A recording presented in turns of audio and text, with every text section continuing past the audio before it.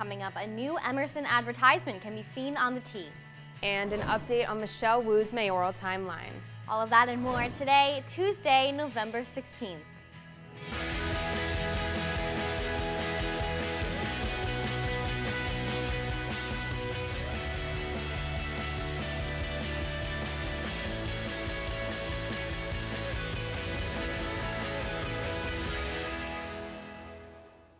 Good morning, Emerson. I'm Danielle Fineza. And I'm Reese. Thank you so much for waking up with us this morning. It was a pretty cold walk over this morning, wasn't it, Caroline? It was. You know, we unfortunately had to bring out those winter coats, which I wasn't too happy about, but we are here and happy to be here. That's right. We are making the best of it, and we're going to jump right in to today's top stories. That is right. Emerson's new Cluster Hire initiative aims to recruit faculty for newly created positions in the visual media arts and writing, literature, and publishing departments. The college is looking to create a more intersectional and interdisciplinary curriculum. The hiring initiative will add 5 new full-time faculty members to teach a section of new classes. These courses will focus on the intersections of critical race, ethnic studies, and women's gender and sexuality studies. This is the first cluster hire for Emerson College and will be led by a committee of faculty on campus. This will allow for more collaboration between professors and students and will expand the course interest at Emerson. Mayor-elect Michelle Wu will be sworn in today at City Hall. The ceremony starts at noon and comes just 2 weeks after the election. Boston's mayor typically takes office in January, but Wu's timeline was adjusted due to Marty Walsh's early departure back in March. Some of her first decisions starting today will include where to house individuals being moved from tents at the intersection of Mass and Cass and hiring a permanent police commissioner. You can watch the event streaming live at boston.gov. 2 Emerson alums crossed paths after years of graduation at the film festival last week. Melissa McLaughlin and Morton Dean both happened to submit a film into the 9th Annual Military Film Festival.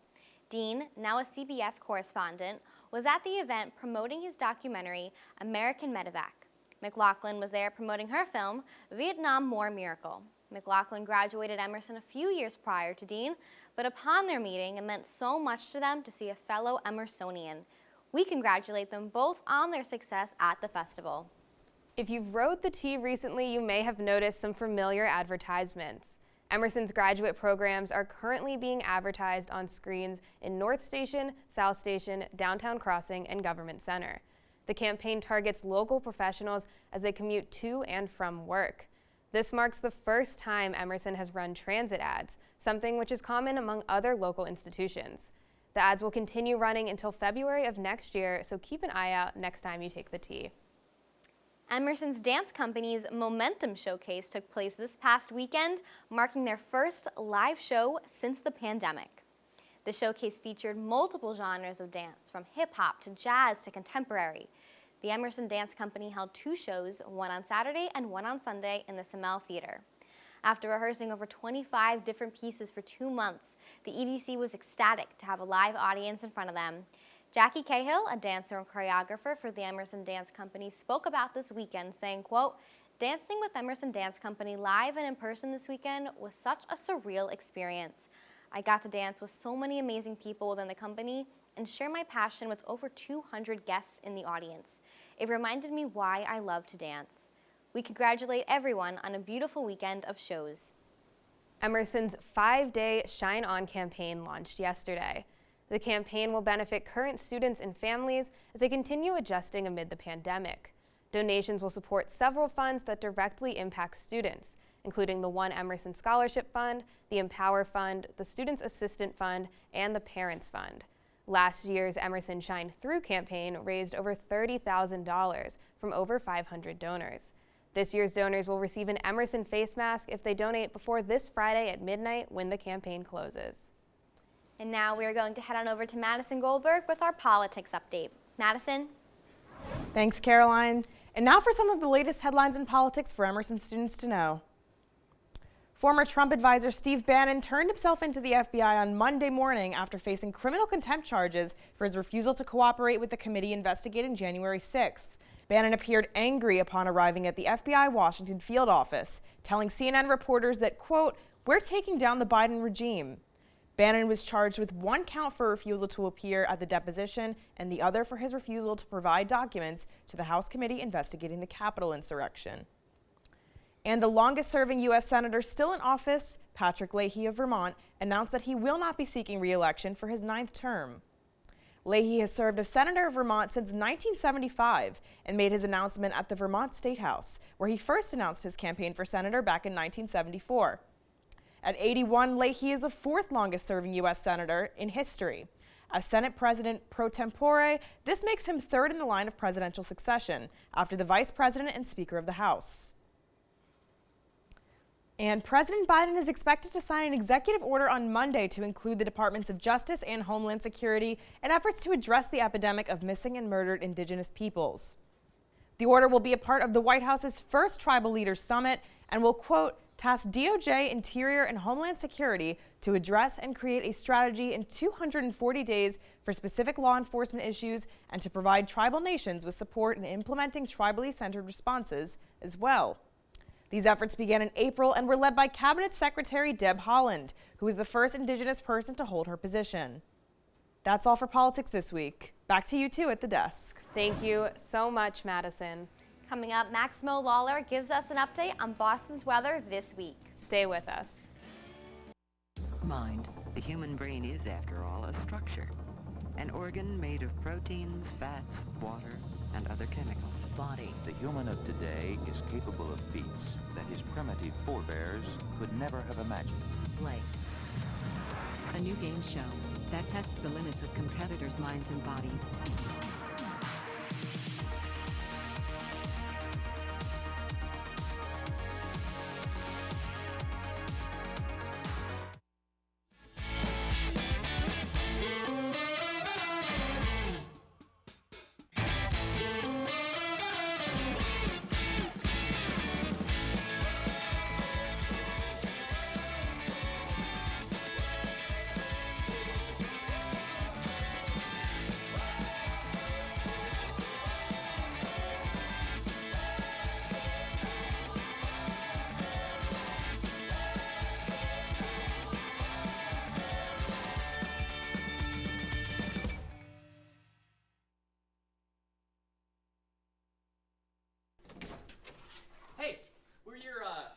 Your roomies, your homies, your new living best. We live here too.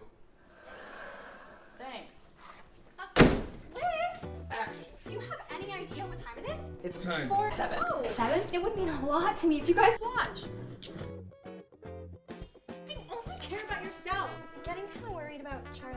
The audacity! Promise me you're not gonna do anything weird tonight. No, I am a koala.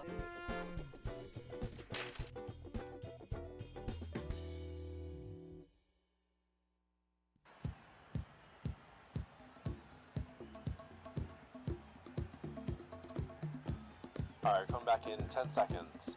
Ready, camera 1.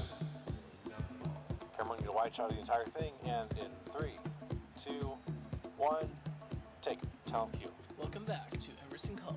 Emerson Camera trails 4, get a shot of the players coming across the court. 10 seconds left. Emerson trails by 1 point.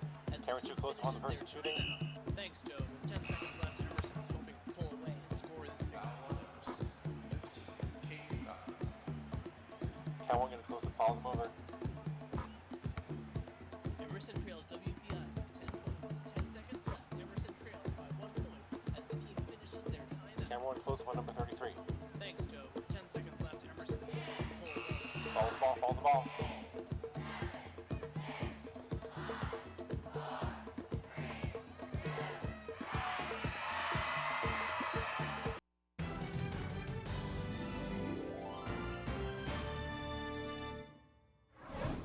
Welcome back to Good Morning Emerson.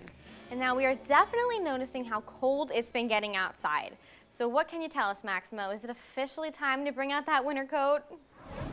I think it's definitely time to break out those winter coats because yes, it's getting colder, it's getting crisper, and the sun goes down, pretty early as I'm walking to my 4 p.m. class, Would be nice to have a little bit of sunlight out. But anyways, let's take a look at these next 5 days. Today is going to be a chilly one, sunny and clear, highs in the upper 40s and lows around 30. So we're potentially getting into those freezing temperatures in the evening. And then tomorrow we see some clouds building up as the day moves on. It also warms up a little bit compared to today. Highs in the low 50s and lows in the lower 40s. Thursday looks pretty nice temperature-wise, but showers are likely in the evening. It'll actually be pretty sunny during the day, but after 8 p.m. is when we have that 60% chance of showers. Highs in the mid-60s and lows are in around the 40-degree mark. And on Friday, it looks like those showers may linger around a little bit during the day, but it should clear up to a pretty still evening. 50% chance of showers, and highs are around 50 and lows in the lower 30s. And into the weekend, it's going to be pretty sunny during the day, but then it'll be pretty cloudy at night. Highs in the mid-40s and lows in the low 30s. And again, it could reach those freezing temperatures just like Friday will. But I don't know about you guys. I will definitely be wearing, 4 or 5 layers from now on, but that's weather, and I'll see you on Thursday. Thank you so much, Maximo. I will definitely be bundling up as well. I am right there with you, Danielle. Now, our Emerson Lions have had quite the week of games, and Jillian Kay is here to give us a rundown on just what happened in case you missed it. Jillian? Thanks, Caroline. There's never a dull moment in Emerson sports, so let's get right into this week's top stories. Both the men and women's basketball teams had a rough start to their season last week. The men fought hard in their home opener against Nichols, but they fell just 10 points short of victory, losing 80-90. A similar situation happened to the women on Sunday when they faced off against George Fox University. The Lions led the entire game, but George Fox swiped the W right from under their feet. The final score was also a difference of 10 points, Emerson losing 62-52. Tonight, the Lions are looking to redeem themselves in a thrilling doubleheader right here in the Bobby Brown Gym. First up, the men will play Gordon at 5:30 and the women will take on Brandeis at 7:30. So grab your popcorn, fill the Bobby, and get ready for a wild night because the Lions are hungry for a win. In other news, fall sports achievements were announced last week, and taking home all the accolades were the women of Emerson soccer and volleyball. Grace Cosgrove, Callie Bruce, and Simone Berrigan-Shaw were named to the NUMAC Women's Soccer All-Conference First Team. Meanwhile, freshman goalie Amara Schaub was named Second Team. For volleyball, sophomore Caroline Davis earned NUMAC Defensive Player of the Year and a spot on the All-Conference First Team. Another honorable mention was Amelia Combs, who secured a spot on the Second Team. Both squads are looking forward to training hard in the offseason and keeping the awards coming next season. And last but not least, Emerson College Quidditch is celebrating Thanksgiving early this year. This Saturday, the Massachusetts Quidditch Conference is hosting their annual Turkey Day Fantasy Tournament. Players from multiple different teams will be entered into a draft where they end up playing with an entirely new roster than what they're used to. This gives players a chance to learn and play with a wide variety of teammates. Not to mention, these fantasy teams will be coached by experienced Major League Quidditch players from the Boston Forge team. And to top it all off, the tournament will be held at Harvard Stadium. So grab some friends, hop on the tee, and head over to Harvard this weekend to cheer on your Lions. Good luck, ECQ. That's all for sports. Caroline and Danielle, back to you. Thank you so much, Jillian. We'll definitely be cheering on our Lions this week. Oh, we absolutely will be. And when we come back, there's an Animal Crossing update that we have to talk about.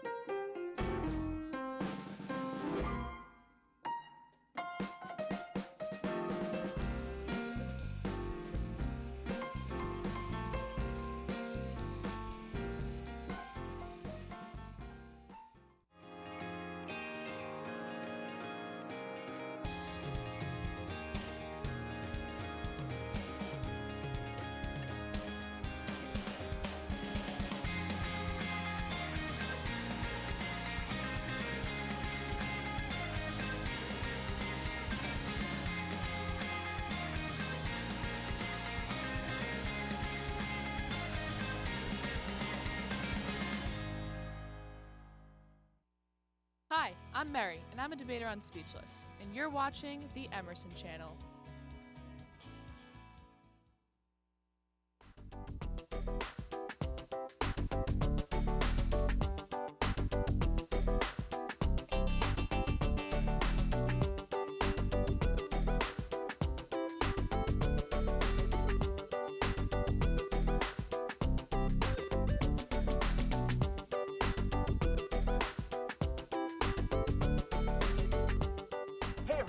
Welcome to Boston. We're so excited to be your guide to the wacky city of Boston, Massachusetts. Hello, I'm Paulo Seves. And I'm Matt Finkelstein. And welcome to Fast Forward Rewind, the orientation show that is here to make your college experience the best it can be. 5, 6, 7, 8, President Pelton is our best friend. President, I am my best friend.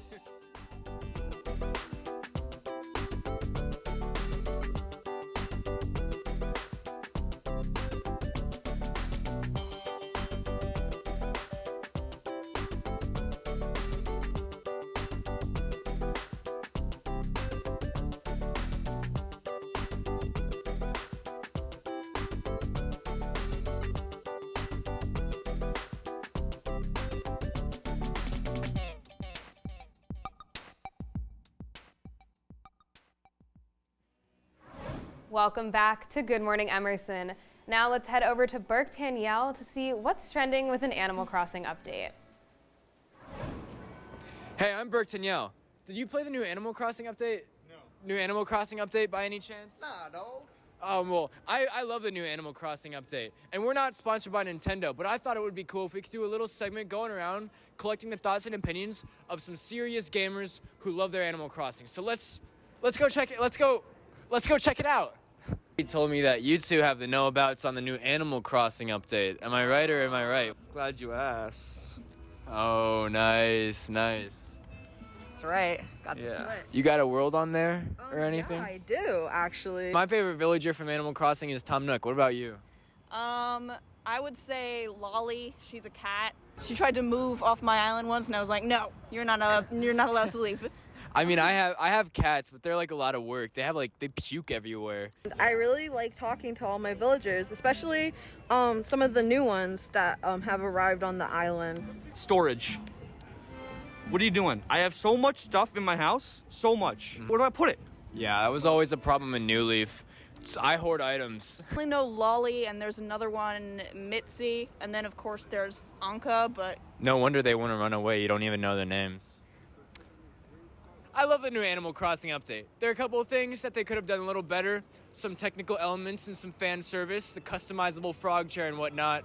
But you know, that's what the future is for. We're not sponsored by Nintendo, and I'm Berk Tanyel, signing off for Good Morning Emerson. Thank you, Berk. Now, Caroline, I haven't played Animal Crossing in a really long time, but what about you? I can't say I've played it. I say maybe this now sparked us trying to play a game. Yeah, I think we should try it with the new update and see what we think about it. But that's all we have for you today on Good Morning Emerson. Yes, so come back, hang with us this Thursday morning. Have yourself a great day.